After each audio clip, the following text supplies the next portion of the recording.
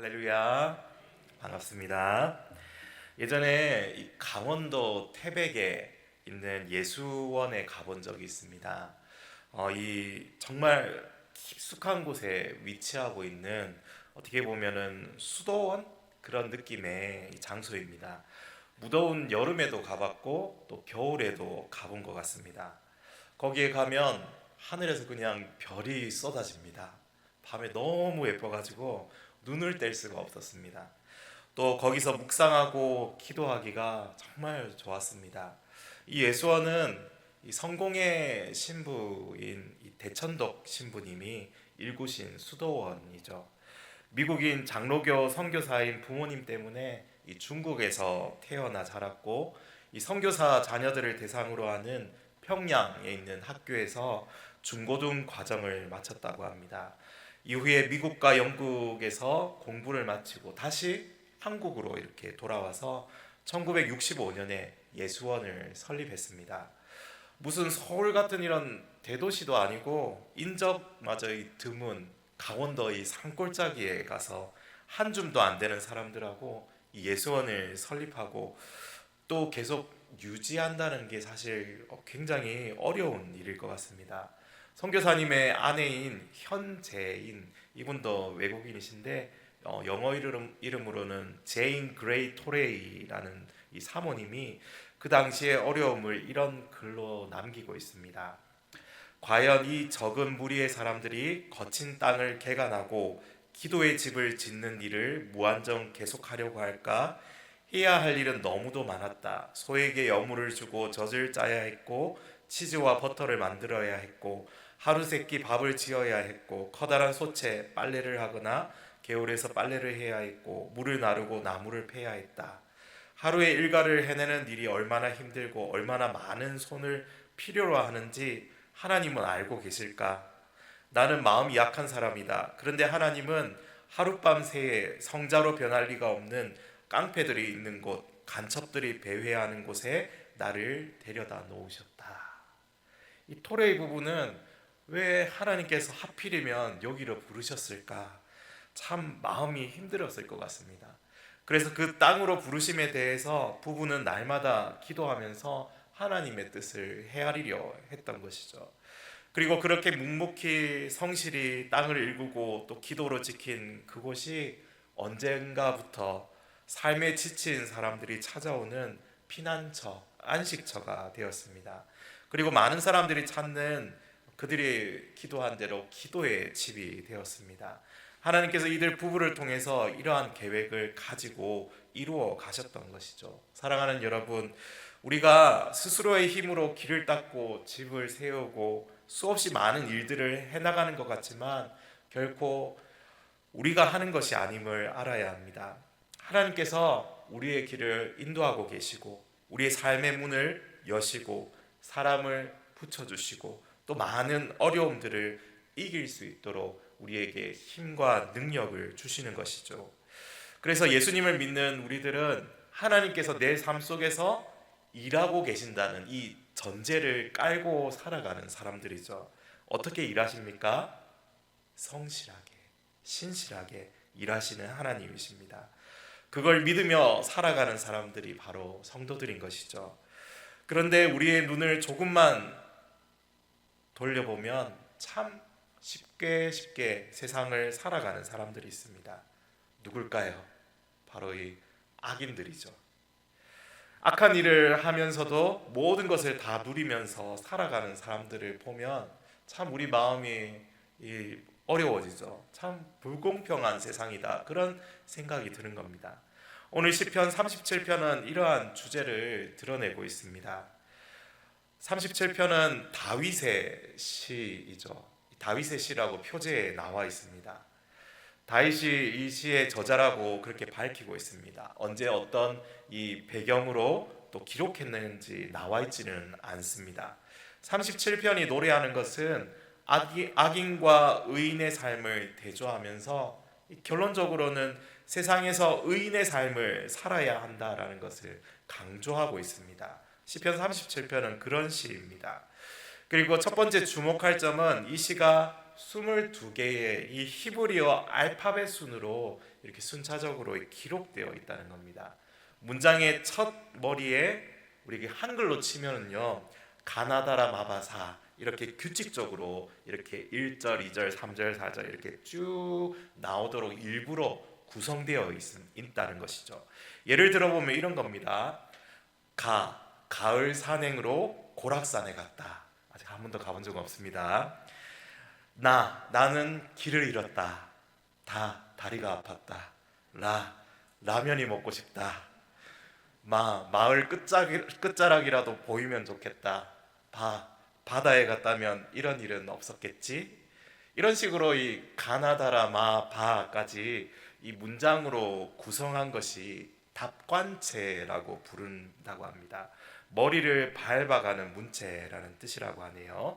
이런 답관체로 쓰는 것은 사실 어떤 의도이겠습니까? 외우기 쉽고 암송하기 쉽고 노래로 부르기 쉽게 일부러 만드는 그러한 시라는 것이죠. 즉 이 시편 37편은요, 많은 사람들이 암송하고 부르도록 일부러 이렇게 만들었다는 뜻입니다. 이런 시편의 시들이 사실 여러 개가 있습니다. 이 시편은 많은 사람들이 암송하고 부르도록 일부러 다윗이 그렇게 지은 시입니다. 이 말은 무슨 말이겠습니까? 많은 사람들이 이 시를 좀 불렀으면 좋겠다. 많은 사람들이 이 시를 좀 외웠으면 좋겠다. 바로 그러한 의도가 이 안에 들어가 있다는 겁니다.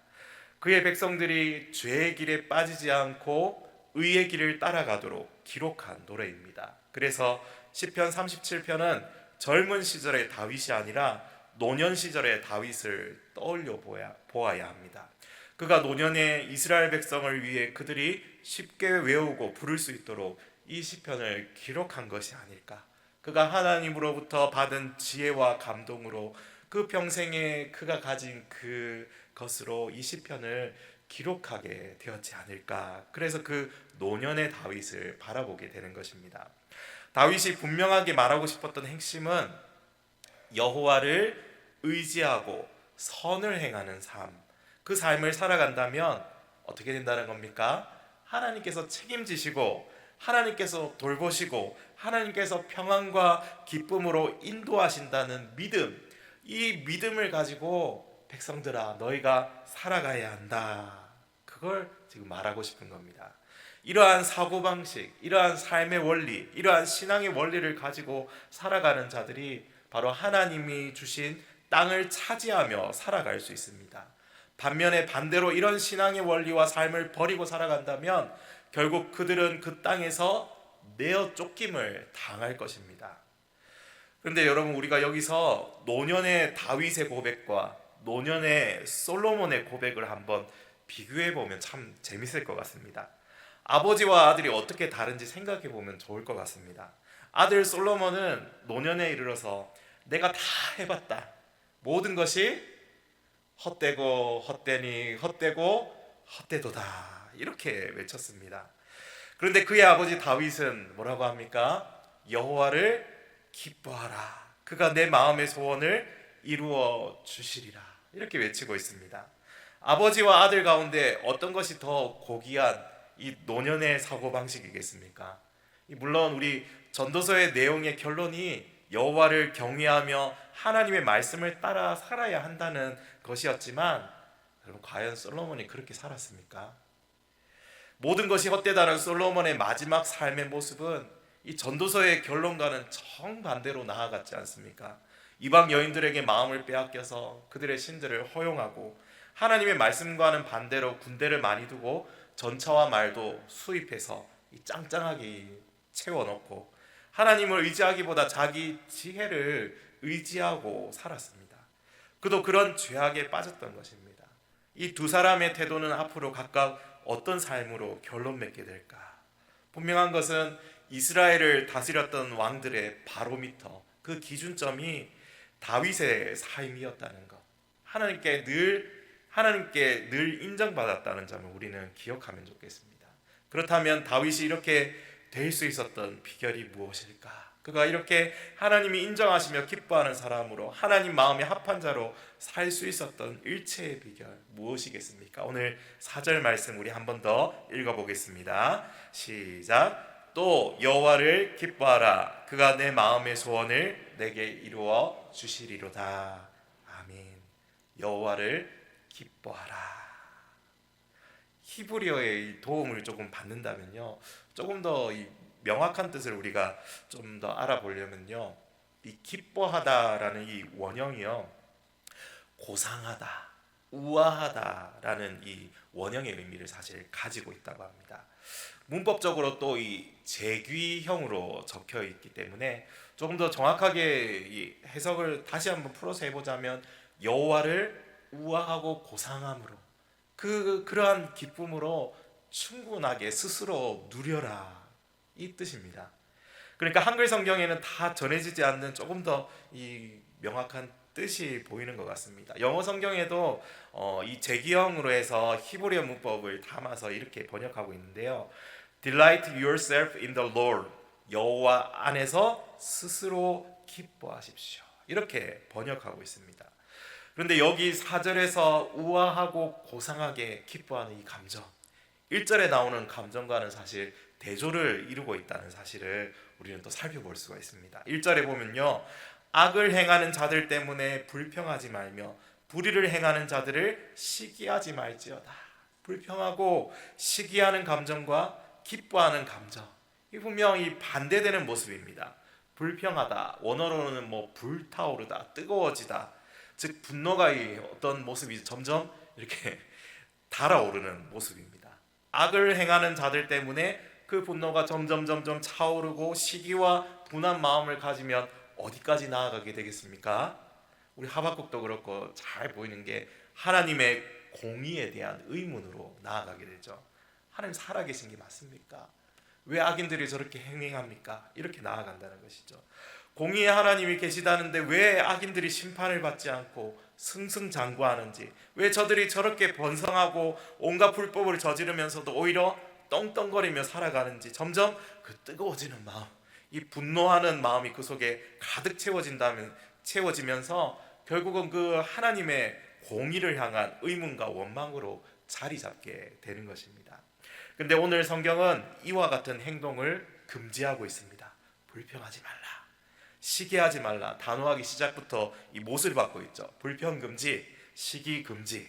왜냐하면 이스라엘 백성들, 조금 더 확장하자면 그리스도의 성도들은 불평과 시기로 그 마음을 채우며 살아가는 존재가 아니기 때문입니다. 진정 성도들이 마음을 두고 집중하며 살아야 하는 것, 그가 살아가며 추구해야 하는 것, 그것이 무엇입니까? 참된 기쁨의 근원이 하나님께 있다는 사실, 바로 그 기쁨에 우리는 방점을 두고 살아가야 한다는 것입니다. 이것이 무엇입니까? 바로 이것이 고상하고 우아한 바로 그 기쁨입니다. 즉 여호와를 기뻐하라는 명령은 여호와께서 주시는 그 고상한 기쁨을 충만하게 누리며 스스로 살아가라는 이러한 명령인 것이죠. 여호와께서 충만하게 주시는 그 고상하고 우아한 기쁨이 가득한 사람의 마음에는 뜨겁게 불타오르는 그 불평, 분한 마음이 결코 비집고 들어오지 못합니다.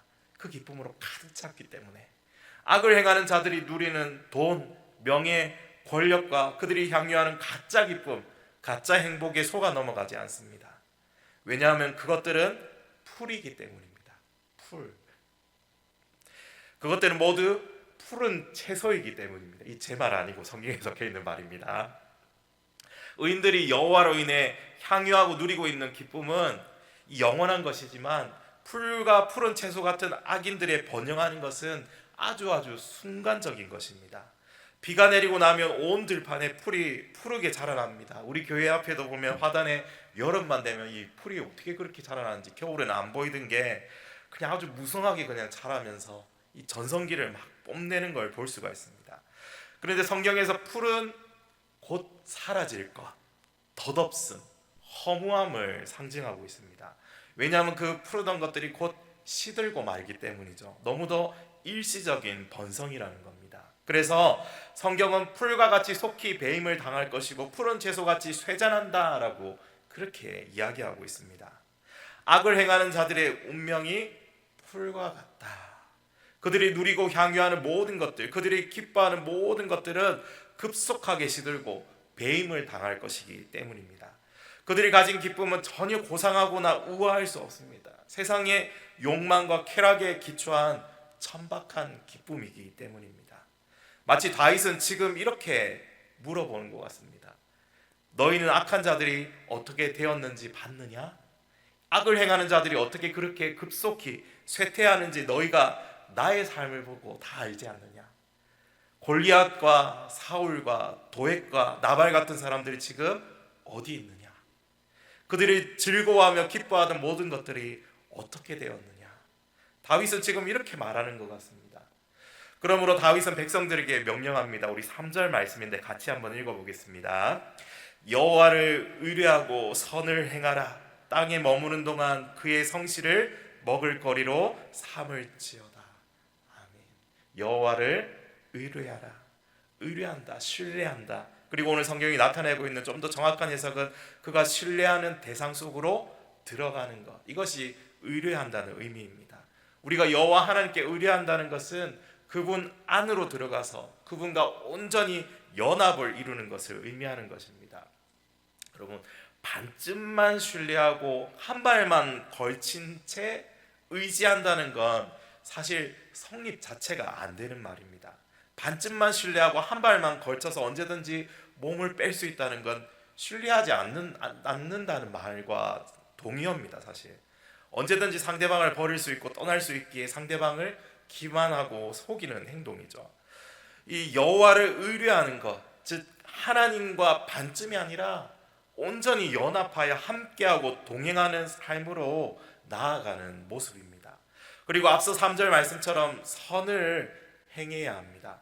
선은 도덕적인 선도 있겠지만 거기에 더해서 모든 아름답고 충실하고 유익하고 형통한 것을 함께 말하는 것입니다. 이 모든 것들을 행하는 것은 열매를 맺는 것과 같고 건물을 짓는 것과 같습니다. 상당히 노력이 필요하다는 말인 것이죠. 그리고 마지막으로 성실한 삶을 사는 것이 필요합니다. 성실을 먹을거리로 삼으라. 이 말은 매일 음식을 먹는 것처럼 성실함을 마음에 품고 지속적으로 행하라는 말입니다. 하나님 안에서 그분을 신뢰하고 이 땅에 선을 심어 열매 맺으며 매일마다 마치 밥 먹듯이 성실하게 지속적으로 행하는 것, 이것이 다윗이 말하고자 하는 그가 깨달은 삶의 비결인 것이죠. 그 다음이 앞에서 살펴본 5절, 또 여호와를 기뻐하라는 말씀입니다. 그 우아하고 고귀한 기쁨을 가지고 살아가는 사람을 여호와께서 가만히 두고 보시겠느냐? 다윗은 그렇게 질문하는 것 같습니다. 여호와께서 이렇게 하나님만 신뢰하고 이 땅에서 선을 심어 열매를 맺기 위해서 날마다 수고하고 애쓰는 자에게, 그리고 세상 무엇보다 하나님만 기뻐하며 살아가기를 선택하는 그 사람을 가만히 지켜만 보고 계실 수 있을까?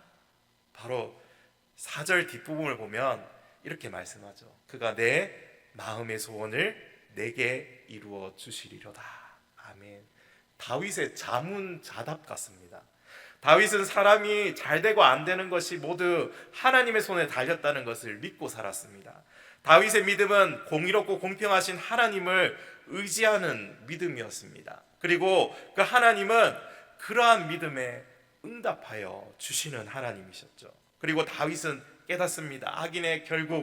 악인들의 결국은 풀처럼 시들고 사라진다는 것을 그의 삶을 통해서 지켜보았던 것입니다.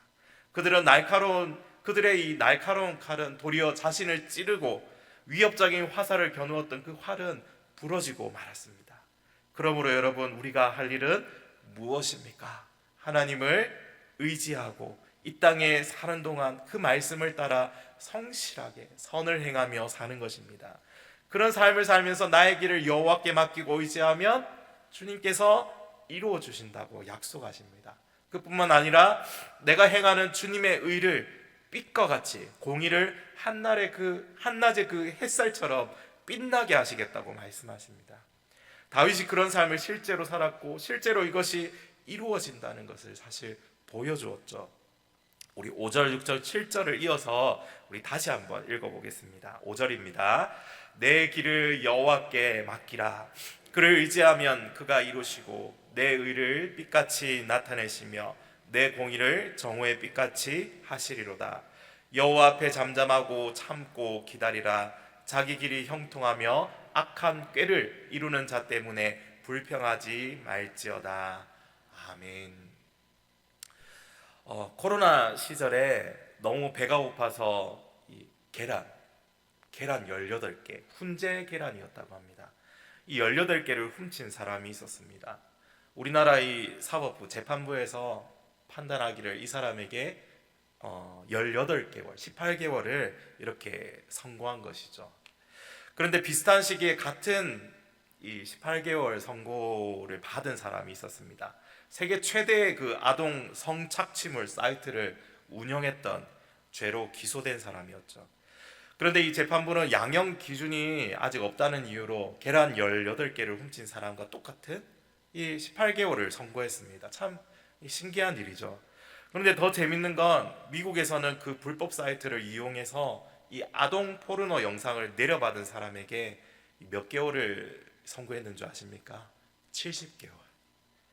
단순히 영국이나 이 미국에서 다운로드 받은 사람들 5년, 10년 이렇게 중형을 그냥 때려버린 것이죠. 그런데 정작 그 사이트를 만들고 전 세계의 아동 성범죄를 부추기는 영상을 공유했던 사람이 18개월을 받았는데 이 나라마다 그리고 사람마다 이 법의 기준이 많이 다른 것을 우리가 보게 됩니다. 주변을 보면 불법이나 편법을 저질러서 이득을 보고 들키지 않았다고 자랑스럽게 이야기하는 사람도 간혹 보게 됩니다. 사람들은 자신들이 세운 법과 눈에 보이는 범위 안에서 판단하고 징벌을 합니다. 그것이 사람이 내리는 판결의 한계이죠. 그런데 하나님의 판결은 어떻습니까? 사람과 다르죠. 하나님은 모든 것을 알고 모든 것을 보고 계십니다. 공소시효라는 단어는 하나님께 없습니다. 하나님의 판결은 죽음 이후에도 내려집니다. 우리가 이 땅에서 잘 되는 악인을 보고 불평하거나 혹은 부러워할 필요가 없는 이유입니다. 공정한 재판장 되신 우리 주님이 주님의 때에 각 사람에게 올바른 판결을 내리실 것이기 때문입니다. 그래서 세상을 살아가는 우리 그리스도인들이 의지할 대상은 오직 누구뿐입니까? 하나님 한 분뿐입니다. 그리고 그분의 의로운 판결만이 우리의 억울함과 고통을 풀어주실 수 있습니다. 시편 저자는 우리에게 주님을 기다리는 모습을 제시해주고 있습니다. 성경은 우리가 기도할 때 응답받는 3가지 방법을 이렇게 정리해서 말해줄 수 있습니다. 첫 번째는 yes죠. yes, 즉각적인 응답입니다. 두 번째는 너무 잘 아시겠죠? no입니다. 아니다. 이건 역시 응답이죠. 세 번째로는 뭡니까? wait. 세 번째 응답은 wait, 기다리라는 응답이죠. 대표적으로 아브라함에게 이삭을 주시겠다고 약속했을 때 아브라함이 많이 기도를 했겠지만 하나님의 응답은 항상 기다림이었습니다. 아브라함이 몇 년을 기다리게 하셨을까요? 자그마치 25년. 아브라함이 기다림의 의미를 모르고 나중에는 자기 마음대로 좀 어떻게 해결해 보려고 사라랑 어떻게 했습니까? 하갈이라는 첩을 이렇게 맞이해서 이스마엘을 낳지 않았습니까? 마찬가지로 우리에게도 yes, no, wait 이 기도의 응답이 있습니다. 어떤 때는 정말 빠르게 이 응답을 주시는 일도 있고 어떤 일은 이루어 주시지 않고 다른 길로 이 문을 열고 응답하시는 경우도 있고 그리고 어떤 때는 무한정 기다리게 하시는 것 같은 그러한 일이 있습니다. 다윗도 그렇게 말합니다. 악인이 왜 빨리 심판받지 않습니까? 그런데 하나님의 응답은 무엇입니까? 조바심 내지 말고 잠잠히 기다리라. 그리고 반드시 하나님께서 이루실 것을 믿고 소망하고 바라보고 있으라는 것입니다. 좀 더 구체적으로 5절에서 다윗은 우리의 길을 어떻게 하라고 합니까? 여호와께 맡기라고 말합니다. 이 맡기다는 말 히브리어 여러분 너무 잘 아시죠? 뭡니까? 굴린다. 이 맡긴다는 말이 굴린다는 뜻에서 나왔습니다. 어떤 문제를 나에게서 떠나서 굴려서 누구한테 굴러가게 하는 겁니까? 하나님께 굴린다는 거죠. 커다란 그 짐덩어리, 그 나의 십자가 그걸 동그랗게 말아서 주님 이제 굴립니다. 이것 좀 맡아주세요 하고 이렇게 주님께 굴려놓으면 그 짐, 그 문제는 내 손을 떠나서 주님 앞에 있게 되는 것이죠. 그 다음은 우리가 어떻게 해야 되는 겁니까? 잠잠히 그분의 응답을 기다리면 되는 것입니다. 이렇게 굴려두고 잠잠히 기다리는 사람에게 신실하신 주님은 응답하십니다. 그가 이루시고 우리 가운데 주님의 의를 빛나게 하시는 것, 이것이 그분의 응답이죠.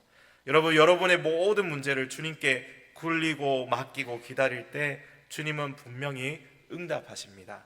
이 믿음이 여러분에게 있기를 소망합니다. 사랑하는 성도 여러분, 오늘 우리가 가지고 있는 문제들 가만히 두지 마시고 주님 앞으로 더 열심히 굴려서 맡기시기를 바랍니다. 우리 손을 떠나서 주님께로 가도록 굴려서 기도하면서 잠잠히 기다려 보시기 바랍니다. 문제의 정답은 우리 속에 있지 않고 100만 가지의 문제들 앞에서도 답은 오직 하나, 하나님께 있는 줄 믿습니다. 우리 인생의 정답이 되시는 예수 그리스도를 의지하며 전심으로 주님께 맡기며 살아가는 삶, 그것을 다윗이 노래하고 있습니다. 이제 말씀을 정리합니다. 세상과 악인들에 대하여 불평과 시기로 하나님의 공의를 의심할 필요가 없습니다. 모든 것은 지나가며 공의로우신 하나님께서 하실 일입니다. 오직 우리가 해야 할 일은 여호와를 의지하고 선을 행하면 하나님께서 책임지시고 하나님께서 돌보시고 하나님께서 평안과 기쁨으로 인도하신다는 이 믿음을 가지고 사는 것이죠.